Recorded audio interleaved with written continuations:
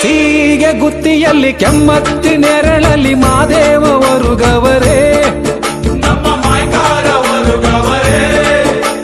ಹೂವ ಕುಯ್ಯಲು ಹೋಗಿ ಮೊಗ್ಗ ಕುಯ್ಯಲು ಹೋಗಿ ಮಲೆ ಮಲೆ ಸುತ್ತವರೇ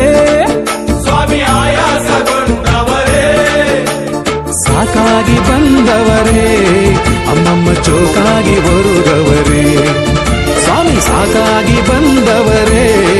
ಅಮ್ಮಮ್ಮ ಚೋಕಾಗಿ ಬರುಗವರೇ